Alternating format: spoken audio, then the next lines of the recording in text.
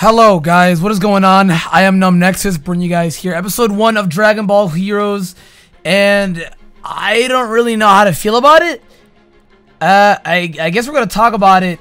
Some honest thoughts. I'm not really sure how to feel about it. It's really confusing. The episode is insanely short. It was about 8 minutes. There is a subbed version somewhere out there. I just found some random link that somebody put on Twitter and it was subbed. There's a raw version out there, but there's a sub as well. And it's really confusing because they just gotta put you right in the story. I don't know if this is gonna be good or not. When they announced there's going to be a Dragon Ball Heroes anime and it's going to go right into a tournament arc, I'm not gonna lie, I was excited because Dragon Ball Heroes is like a lot about like time patrollers, alternate universes, characters that are bended through. I mean, this entire fight, we saw Goku versus Goku, and it was Super Saiyan 4 Goku versus Super Saiyan Blue Goku. Like, come on, dude. Us youngsters, you know, that started off with Super Saiyan 4 first, this shit was cool. But, you know, because a lot of people always thought which one is stronger. So we actually got to see it in a fight. That was cool. You know, that was cool. But what's really confusing about it is they put us right in the story. It's very vague. It's not explained that much. There's a lot of issues with this series. That and also that it was 8 minutes. I don't know if all the episodes that we get all the time every week are going to be 8 minutes. I have actually no idea if those are going to be 8 minutes or not. I hope not, because I feel like a part of them could only really just, you know, give us what they could, all because, you know, it was in a time span of 8 minutes. So I felt like it had to be mega rushed. But to me personally, I feel like this series might be wasted potential. We got to see Goku and Vegeta training with Whis, you know, the usual. They get a call. Mai's all like, hey, man, I don't know where Trunks is at. Just out of the blue. I'm like, okay, sure, why not? She's worried about her boo thing. Sure, why not? And then this weird guy, Fu. I know you guys know him because he's in the Dragon Ball Xenoverse 2 DLC. He's also in the games. So I know you guys know about him. I was really worried about it. This guy's acting like a good guy. I'm like, where does this nigga come from? He just comes out of nowhere, dude. Literally nowhere, unannounced. I'm like, dog, how are you on this planet? How is everybody cool with it? And how's nobody questioning it? The entire time I was like, dog, how the hell is he on this planet? Beerus and Whis, they don't allow niggas on this planet. So I'm sitting here like, yo, can we talk about this? And then it gets even weirder because then they believe his lie. Oddly enough, Vegeta as well also believes his lie. Saying, I know where Trunks is at. He's gotten into some mix. He's gotten into a bad mix of people. I'm a friend of his, which, what type of father are you to believe it? This kid's your son's friend, dog. You should know your son's friends. It's just really weird because he's all like, yeah, he's on Prison Planet. And I'm sitting there like, Prison Planet? What? I was like, what the fuck is that? Prison Planet? Like, okay, so Australia. The planet. And then it gets even weirder because then all of a sudden they're totally cool being transported to Prison Planet without knowing anything about it. I mean, they're saying they're strong enough to beat anybody, so I'm like, okay, cool, sounds about right, what they would normally do. And then it gets weirder because it's like, oh, by the way, I'm a bad guy, you're locked in here, the sky's blocked off, you can't leave, you're locked in here, dog. And I was all like, wait, what? Like, a lot of times of me just watching this, I don't know if you guys also feel like this, I was like, wait, what? Like, a lot of the times, they're locked and trapped on Prison Planet. Fu's actually a bad guy. No fucking shit. He didn't lie. Trunks is actually on that planet. He imprisoned Trunks, and this is a thing that was canonically talked about as well in the Goku Black arc, but Trunks really did break a lot of rules just time hopping for free.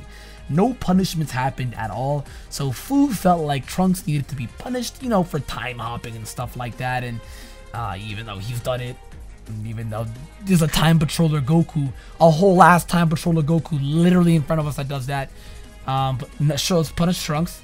And I mean, I get it, you know what I mean? Trunks broke a massive rule. He broke the time-space continuum. I mean, he basically made paradoxes and alternate timelines and all that shit, and the Goku Black arc basically opened that all up. It was vaguely spoken about in the Cell arc.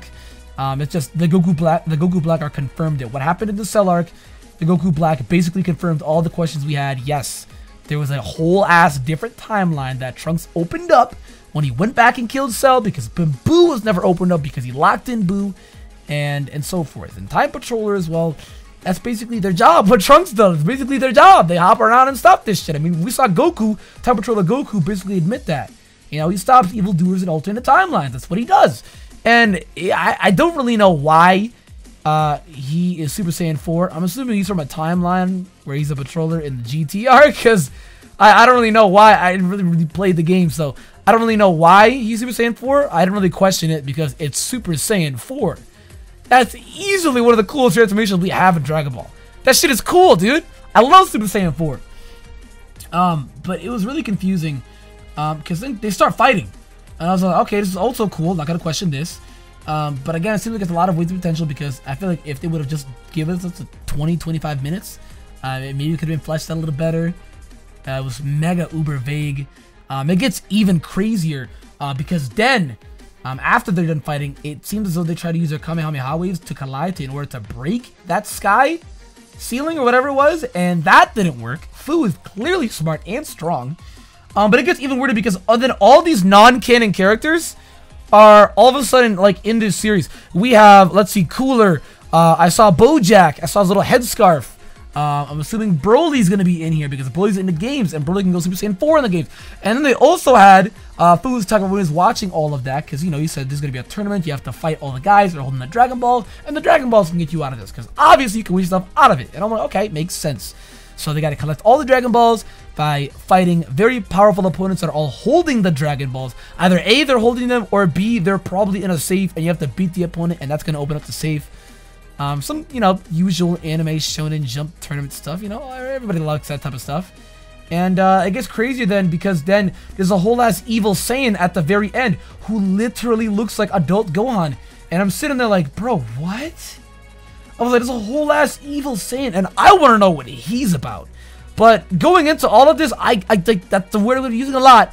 Wasted potential, I feel like might be happening here, guys. I feel like all of it is gonna get rushed, and I mean the whole concept sounds cool. You know what I mean? Having Cooler and Broly and Bardock and fucking I don't know if Bardock's in this, but it is Time Patroller Bardock.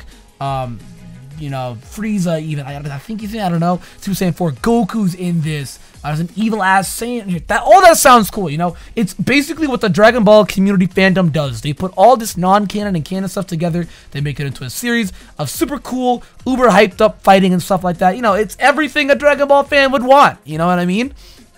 The only issue is I feel like it's going to be mega rushed. I mean, this episode alone was uber rushed. I know it was like 8 minutes. They had to work with 8 minutes, but I don't know if all the episodes are going to be 8 minutes. I'm only working with what I have now, and all the episodes we've seen so far, obviously being that one, has been 8 minutes. So hopefully, really hoping, cross my fingers, that it's not going to be 8 minutes for all of them. If so, it's going to be a super fast-paced series.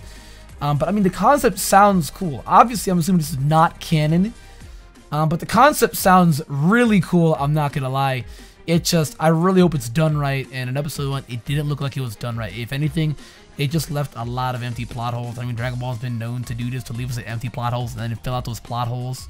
Either A, they never fill it out, the Cell arc, eventually, and then B, they eventually do, gradually, as the series goes on. So I'm hoping it's that, but again, this was an 8-minute episode. I don't know. I really hope that this is good.